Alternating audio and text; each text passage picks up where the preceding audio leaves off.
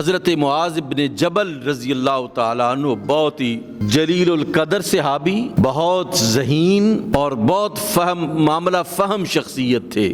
آپ کو جناب رسالت مآب صلی اللہ علیہ وآلہ وسلم نے بہت کم عمری میں یمن کی طرف آپ کو گورنر بنا کے بھیجا تھا۔ بہت ہی ذہین، بہت ہی صاحب علم، بہت ہی صاحب فہم و فراست شخصیت تھے۔ وہ روایت کرتے ہیں کہ جناب رسالت مآب صلی اللہ علیہ وآلہ وسلم نے فرمایا کہ کیا میں تم لوگوں کو بھلائی کے دروازوں کے بارے میں نہ بتاؤں؟ آپ نے فرمایا روزہ ڈھال ہے۔ آپ نے فرمایا صدقہ گناہوں کو ایسے ختم کر دیتا ہے جیسے پانی آگ کو ختم کر دیتا ہے۔ صدقہ گناہوں کو ایسے ختم کر دیتا ہے جیسے پانی آگ کو ختم کر دیتا ہے۔ پھر آپ صلی اللہ علیہ وآلہ وسلم نے یہ آیے مبارکہ تلاوت فرمائی، تتجافا جنوبہم عن المضاجع یدعون ربہم خوفا وطمعا ومما رزقناہم ینفقون، کہ مومن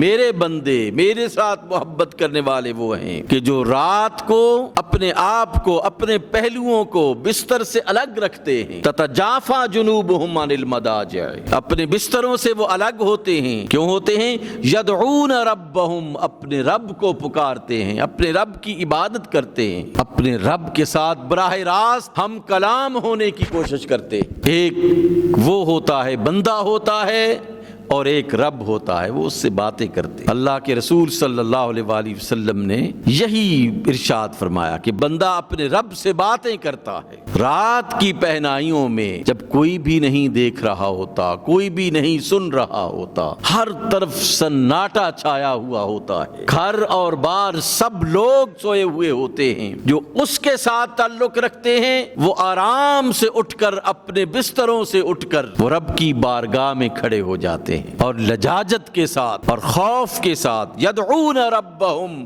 خوفا وطمعا، کہ اپنے رب کو پکارتے ہیں، خوف سے پکارتے ہیں، اور طمع، لالچ سے پکارتے ہیں۔ کیا لالچ ہوتی ہے؟ کہ رب میرے گناہوں کو معاف فرما دے گا، اس کے بدلے میں مجھے جنت عطا فرما دے گا، مجھے اپنے بندوں میں شمار فرما لے گا۔ یدعون ربہم خوفا وطمعا، اپنے رب کو وہ حالت خوف میں اللہ سے ڈرتے ڈرتے پکارتے ہیں، اور اپنے گناہوں کی بخشش کی لالچ میں اسے پکارتے ہیں۔ بندگان خدا اس کی بارگاہ میں کھڑے ہو کر اس سے لجاجت کے ساتھ، اس سے حالت خوف میں، حالت ڈر میں اس کو پکارتے ہیں اور کہتے ہیں میرے مولا میں نے بڑے گناہ کیے ہیں، میں نے بہت گناہ کیے ہیں، میں ہمیشہ تیرا نافرمان رہا ہوں، مجھے معاف فرما دے، مجھے ڈر ہے کہ تیرا جہنم بڑا سخت ہے اور تیری جنت بہت خوبصورت ہے، مجھے معاف فرما کر اپنے اطاعت گزار بندوں میں مجھے شامل فرما لے۔ اللہ کے نیک بندے ایسے کیا کرتے۔ خود رسالت مآب صلی اللہ علیہ وآلہ وسلم راتوں کی راتیں اللہ کے ذکر میں، اللہ کی محبت میں، اللہ کی اطاعت میں جاگ جاگ کر گزارتے تھے۔ جلیل القدر صحابہ کرام جن کو اللہ نے اپنی محبت کا وہ سرمایہ عطا کیا تھا، وہ بھی راتوں کو جاگ جاگ کر اللہ کی محبت میں، اللہ کے ڈر سے، خشیت خداوندی سے، وہ لوگ بھی راتوں کو اٹھ اٹھ کر اس کی عبادت اور اس کا ذکر کیا کرتے تھے۔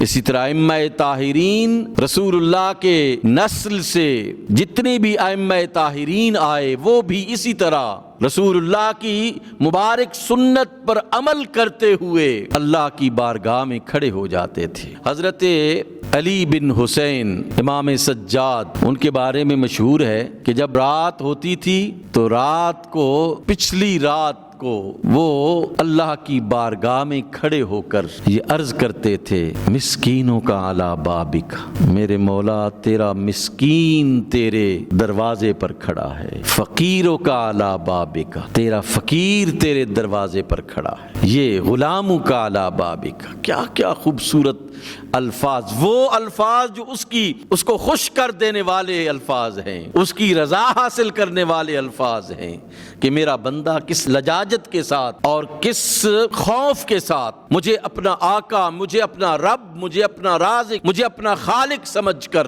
کس طرح یہ لجاجت کے ساتھ گڑ گڑا کر مجھے بلا رہا ہے، تو پھر اللہ فرماتا ہے کہ میں حاضر تھا، حاضر ہوں اور حاضر رہوں گا۔ پھر وہ اپنے بندوں کے گناہوں کو معاف فرما دیتا ہے۔